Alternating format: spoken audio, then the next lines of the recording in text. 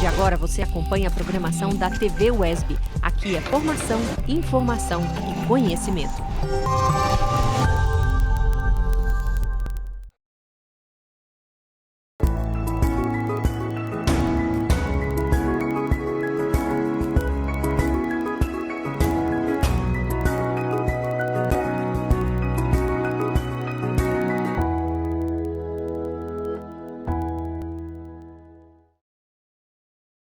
Direção do Hospital de Clínicas de Conquista esclarece sobre atendimento a pacientes com a Covid-19. Governo do Estado apresenta a proposta de validação de diplomas de médicos formados no exterior para trabalharem na pandemia. Toque de recolher em Jequié passa a ser a partir das 18 horas. E ainda, os cuidados com a gravidez na pandemia. Hoje é quinta-feira, 21 de maio, Dia Nacional do Profissional de Letras. O UESB Notícias está começando.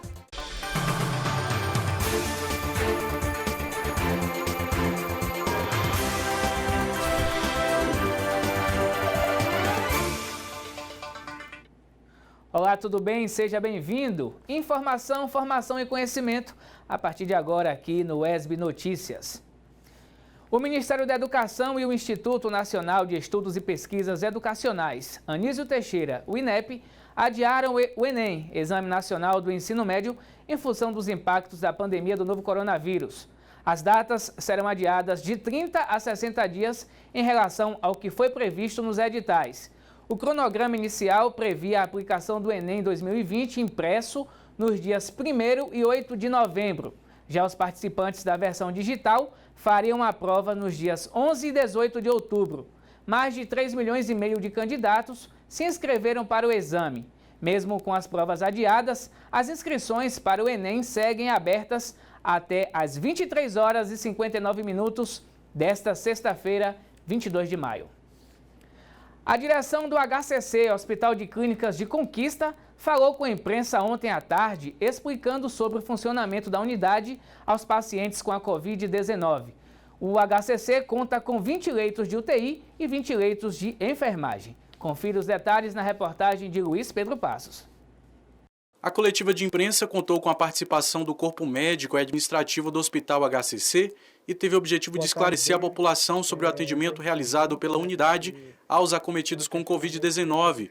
Na região sudoeste, o HCC foi uma das unidades particulares escolhida para ampliar a capacidade de atendimento do sistema de saúde aos pacientes com Covid-19. Houve a necessidade de ampliação do serviço de saúde por parte do Estado, e o Estado iniciou a negociação com a gente por vários motivos. Um deles é que nós temos um hospital que não tem porta aberta, não tem pronto-socorro, isso facilita a questão de fechar o fluxo. Hoje nós temos 2 hospitais em um, então nosso fluxo ele é completamente fechado, não há cruzamento entre pacientes ou funcionários que não trabalham com Covid e os pacientes e funcionários que estão diretamente envolvidos na questão do enfrentamento à pandemia.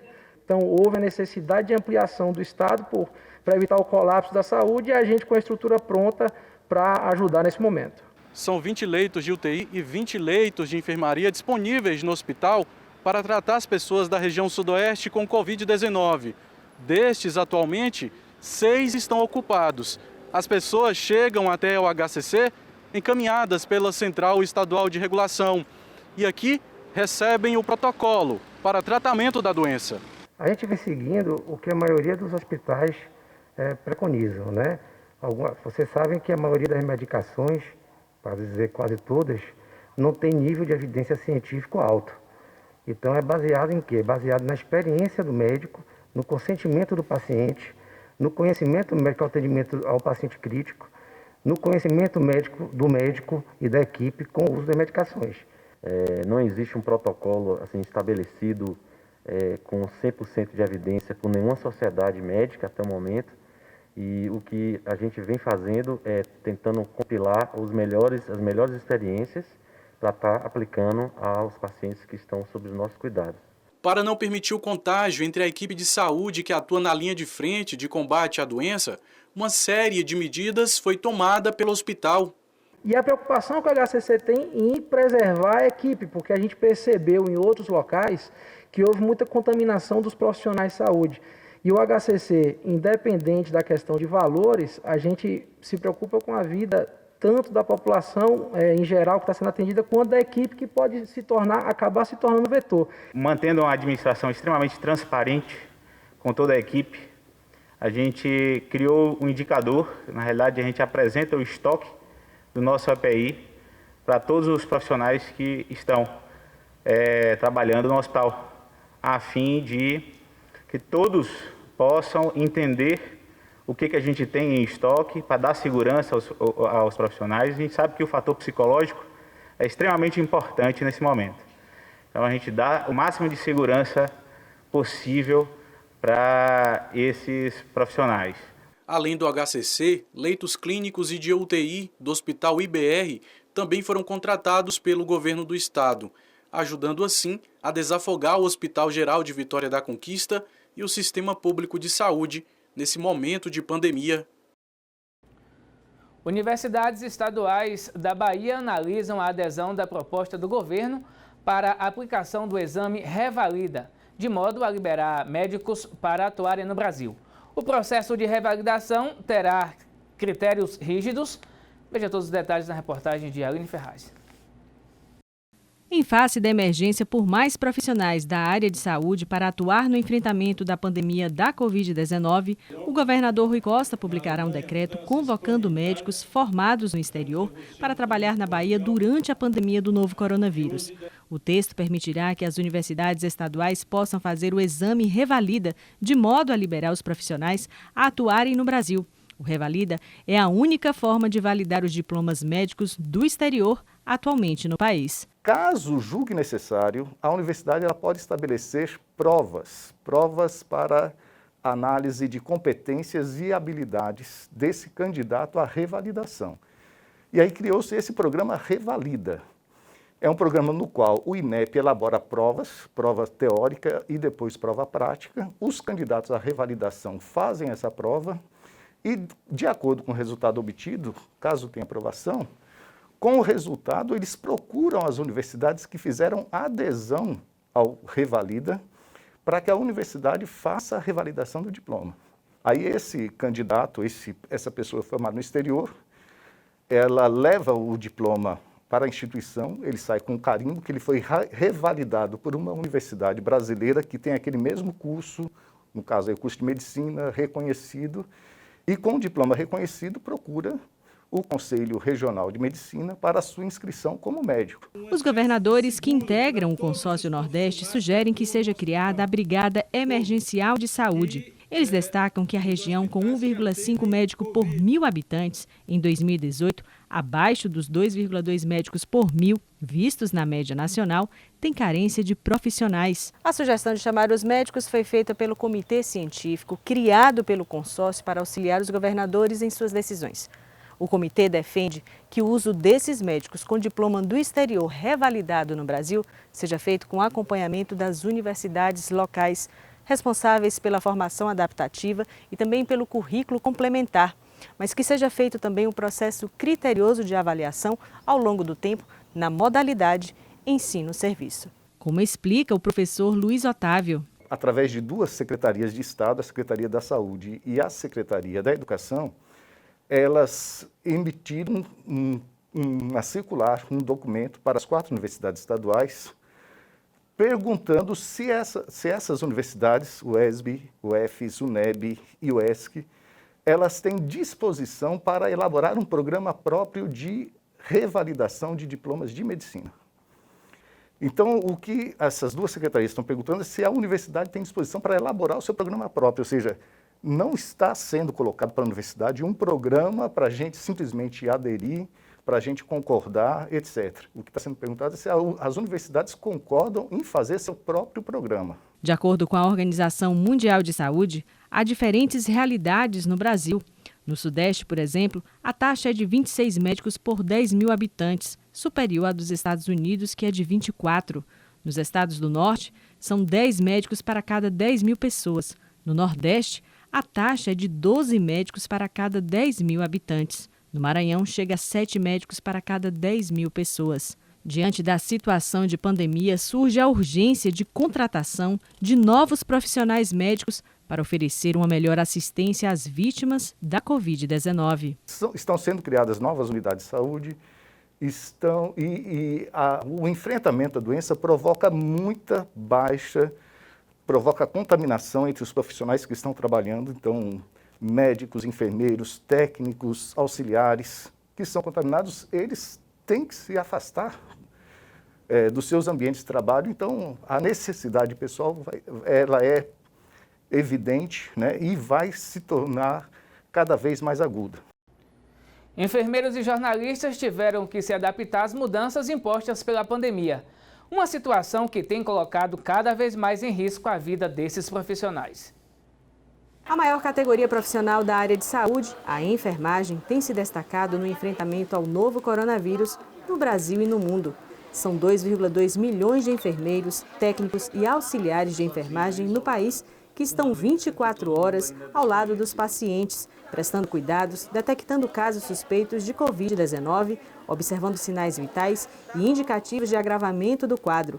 Uma situação que tem colocado cada vez mais em risco a vida desses profissionais.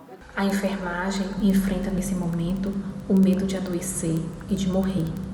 E enfrenta o medo de contaminar amigos, colegas e familiares.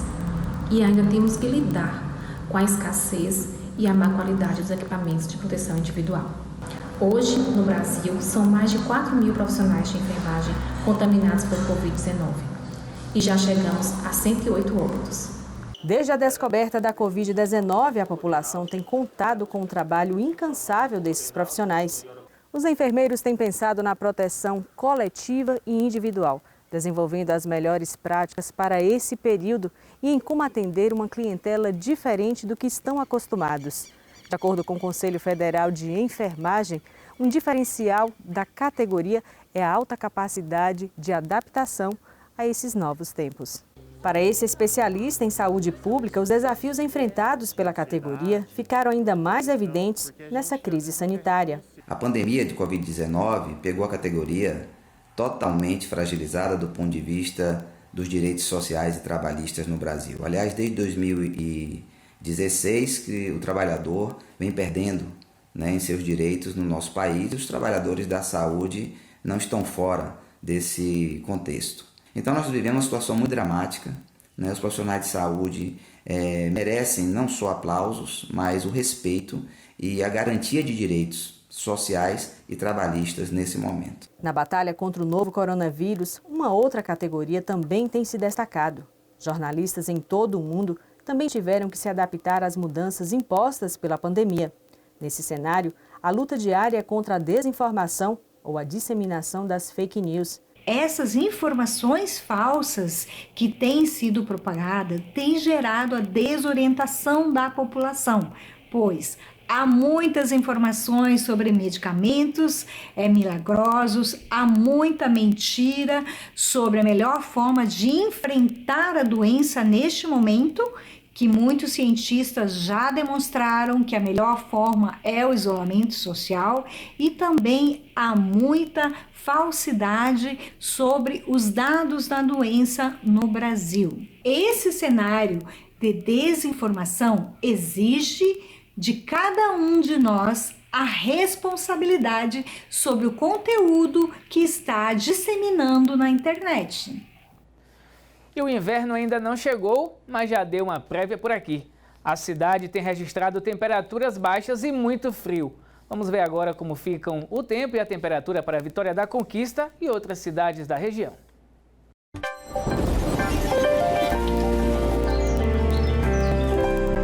Continua chovendo em Vitória da Conquista e as temperaturas seguem ainda mais baixas. A mínima registrada na cidade é de 16 graus e a máxima de 22. Confira a previsão para outras cidades da região sudoeste. Céu aberto com poucas nuvens em Belo Campo. Chove leve em alguns pontos da cidade. A temperatura mínima é de 17 graus e a máxima de 26. Também chove leve em Itapetinga. Na terra da pecuária, os termômetros variam entre 20 e 26 graus. E a chuva continua na Cidade Sol. A mínima em Jequié é de 20 graus e a máxima de 26 graus. No próximo bloco você vai saber mais sobre o decreto do toque de recolher em Jequié. É um novo decreto que o governador Rui Costa editou ontem. E os cuidados que as gestantes devem ter nessa pandemia. É um instante só.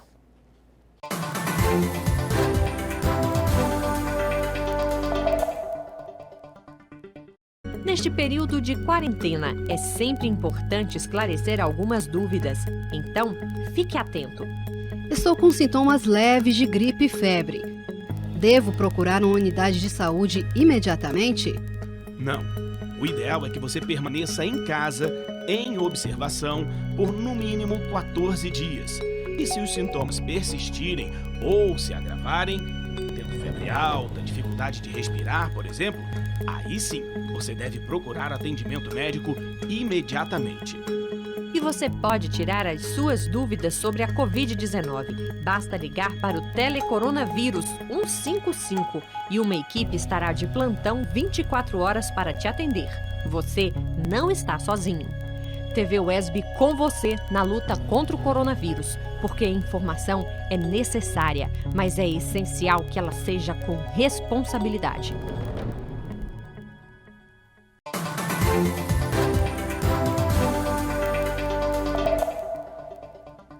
E o UESB Notícias está de volta e a gente confere agora os números da Covid-19 aqui no município. Deixa o pessoal colocar aqui pra gente. Pois é, Vitória da Conquista, que a curva tem subido aqui de forma exponencial e a gente vai trazer os dados aqui para você. Vamos lá, agora sim.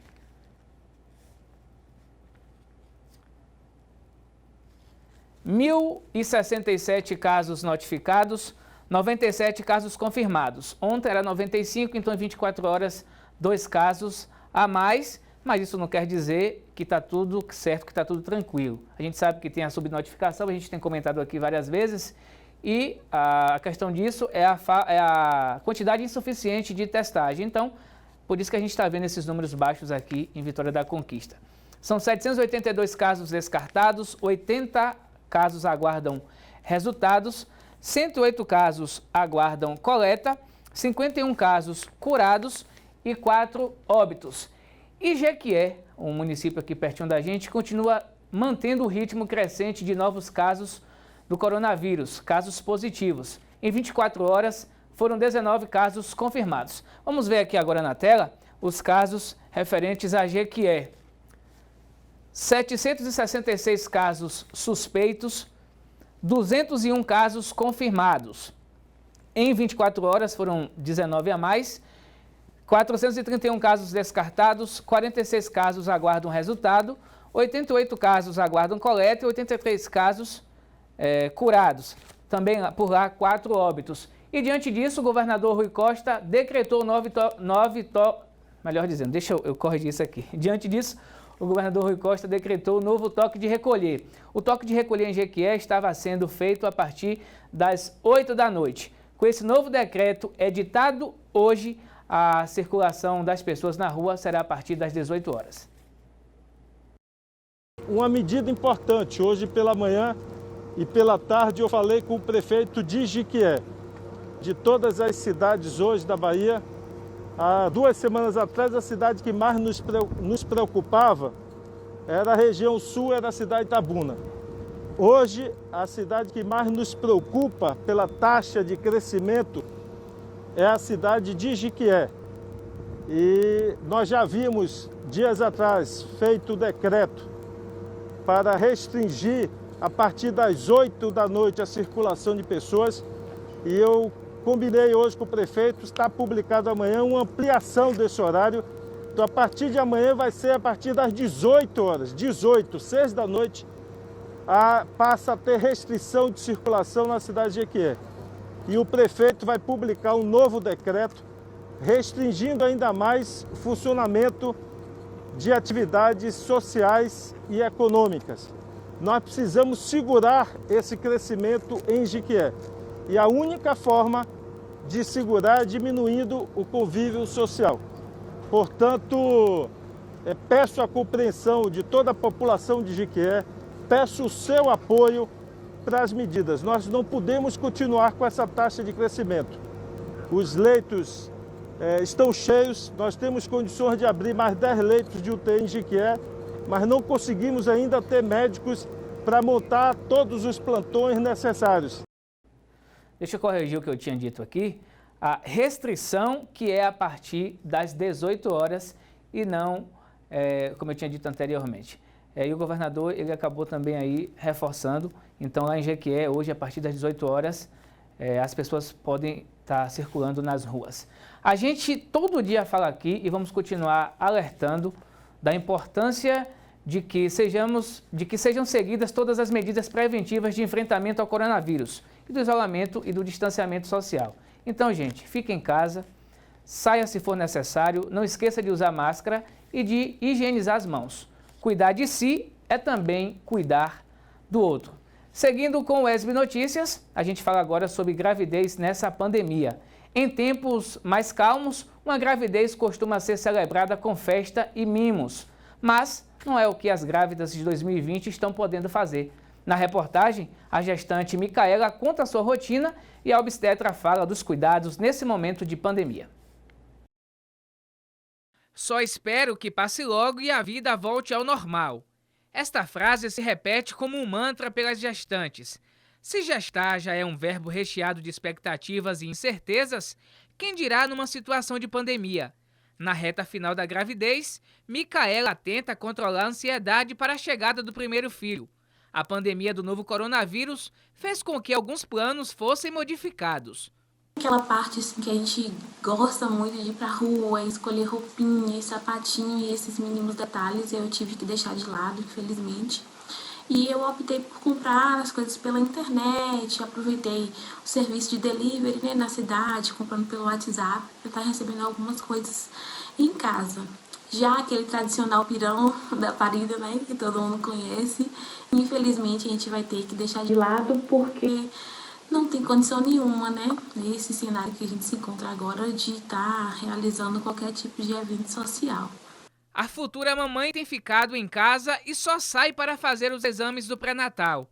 O maior medo é ser infectada pelo coronavírus e transmitir para o bebê. Mesmo quando ele não tinha casos confirmados na cidade, eu já aderi o costume de evitar os eventos sociais, visitas a familiares. Tudo que não era essencial, eu tive que tirar da minha rotina. Eu só tenho saído de casa mesmo para coisas de extrema importância, que no caso são as consultas pré-natais, que a gente não tem como deixar de lado, tem que fazer mesmo, né? Pra ver como tá tudo com o bebê, se tá tudo certinho, tudo correndo bem. Para uma pessoa normal, já é difícil absorver todas essas informações e se adequar com tudo isso. Imagine para uma gestante, né? Que tem as emoções à flor da pele, fica sentimental, fica emotiva, a gente sente falta mesmo de ter contato, de compartilhar esse momento com outras pessoas. A gente sabe que é necessário. Eu mesmo tive a sorte de acabar deixando alguns detalhes no quartinho, né, para produzir enfeites com minha mãe agora no final da gestação, e isso tem me ajudado a tirar o foco dessa angústia, dessa preocupação de tantas coisas. Mas, de acordo com a ginecologista e obstetra Ednei Matos, não existe a possibilidade do vírus passar pela barreira placentária. Todos os estudos até no momento feitos, principalmente nos países em que tiveram a pandemia foi mais intensa, não houve nenhum caso relatado de transmissão vertical, ou seja, transmissão via placentária. O Ministério da Saúde incluiu em abril gestantes e puérperas no grupo de risco. Se forem infectadas e a situação se agravar, pode até comprometer a saúde do bebê e provocar partos prematuros. Apesar de não ter essa transmissão vertical relatada, mas existe casos de partos prematuros e até complicações nas gestações em mulheres que tiveram Covid. Então, complicações de sangramento, parto antes do tempo, complicações puerperais. Durante o isolamento social, a grávida deve observar a movimentação fetal diariamente e tentar aferir a pressão toda semana. As agendas de pré-natal devem ser mantidas com intervalos maiores entre cada paciente para evitar aglomeração nos consultórios e nos postos de saúde. E a presença do acompanhante, garantida por lei, deve ser evitada. O uso da telemedicina também é indicado. De acordo com a obstetra, estudos recentes mostram que não há medidas preventivas diferentes para quem está grávida. Os cuidados continuam sendo os mesmos indicados para todos. Então, a questão de evitar aglomeração, evitar contatos, a gente hoje tem afastados as gestantes que trabalham em serviços que têm contato com muita gente, ou modifica a função dela, ou afasta. Porque realmente a gente não sabe, a gestante está vulnerável. E todos esses cuidados que a gente fala, usar máscara, lavar a mão, chegar em casa, tirar todas as roupas, e lavar e não colocar esses pertences dentro de guarda-roupa de forma nenhuma, nenhum reutilizar. E a questão, assim, ela não pode faltar as consultas e tem que fazer os exames. Então, o cuidado em relação à contaminação é a mesma para a população geral. Ficar longe dos idosos também é recomendado. Com o nascimento do Theo previsto para este mês, os avós provavelmente só poderão ter notícias dos primeiros dias de vida do neto por fotos ou vídeos. A chegada de Theo é um momento que a gente sempre sonhou viver e compartilhar com todos que amamos, né? A gente espera que isso tudo passe logo para poder estar recebendo, né, essas visitas e todo esse carinho e afeto que nossos amigos e familiares querem compartilhar com a gente também. E hoje é comemorado o Dia Nacional do Profissional de Letras. A profissão é conhecida por formar professores de língua portuguesa, nossa língua materna. Na reportagem de Cristiane Santana, um pouquinho mais dessa profissão. Dia 21 de maio é o Dia do Profissional de Letras e a gente aproveita para homenagear esse profissional de uma forma diferente, conversando com uma ex-aluna da Universidade Estadual do Sudoeste da Bahia, formada em Letras, que é a Ana Carolina Bedoni. Ana Carolina, muito obrigada por aceitar nosso convite, falar com a gente do ESB Notícias. Eu é que agradeço a oportunidade. Boa tarde a todos. Carolina, poderia explicar para a gente o que é o profissional de letras, quais são as atribuições? Então, o profissional de letras é aquele graduado em letras vernáculas, que é o curso de letras sem um idioma estrangeiro, e o profissional de letras modernas, que é aquele que cursou as disciplinas de língua portuguesa junto com alguma língua estrangeira. A nossa área de trabalho é bastante abrangente, porque nós podemos trabalhar com língua estrangeira, com português, redação e também com literatura. A gente pode dizer que o profissional de letras, ele precisa ser um apaixonado pela leitura, por exemplo? A gente está acompanhando aqui só uma parte da biblioteca da Ana Carolina. Precisa gostar de ler? Sim, é um profissional que já sabe que vai entrar num curso que vai demandar muita leitura e muita escrita. Então, dentro da graduação, a gente depara com inúmeros campos de leitura, que vão desde a linguística até a metodologia de ensino. Então, é um profissional que precisa escolher essa graduação já sabendo que vai demandar dele bastante tempo para a prática da leitura e também da escrita. A gente aproveita, Carol, para falar também a respeito da questão do nosso idioma, né? Nós somos um dos países do mundo que fala a língua portuguesa. Gera-se muita polêmica entre os especialistas, dizendo o seguinte, que hoje nós não falamos mais o português propriamente dito, que ao longo do tempo, que como todas as outras línguas ou idiomas evoluem, que hoje nós falamos um outro idioma. Como é que você vê isso? Aquele português arcaico, nós não falamos mais. O que há hoje é o que nós chamamos de tópico comentário. Então, o brasileiro, ele utiliza muito mais tópico comentário do que a construção de sujeito e predicado. Então, é normal ele dizer, o meu cabelo, eu não gostei dele hoje. Isso é uma construção de tópico comentário. Então, a língua varia, qualquer idioma, qualquer língua sempre vai variar, porque ela está em constante mudança. Então, a língua não é mutável como a gramática, que a gente estuda, não só na nossa língua, mas em outros idiomas também. Você acredita que o maior desafio do profissional de letra, ou do profissional da área da educação, é cultivar o gosto pela leitura entre os estudantes, visto que o Brasil, infelizmente, é conhecido como um país onde a população não costuma muito ler, e isso, de certa forma, prejudica, por exemplo, a interpretação de texto? Isso.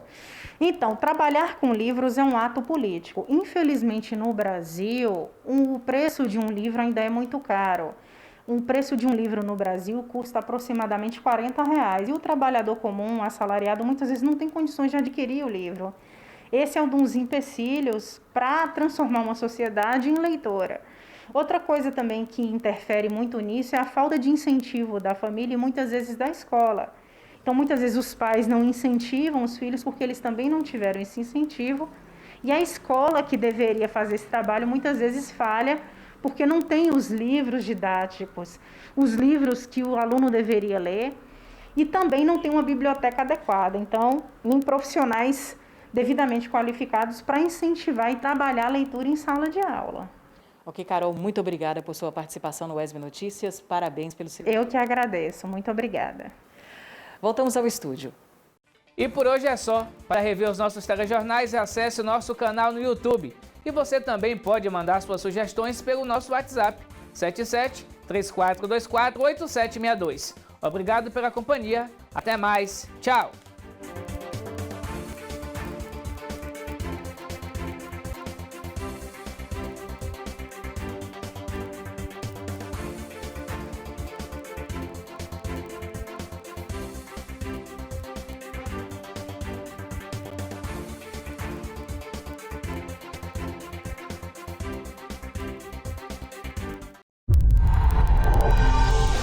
A partir de agora, acompanhe a programação da TVE. É sua, é da Bahia.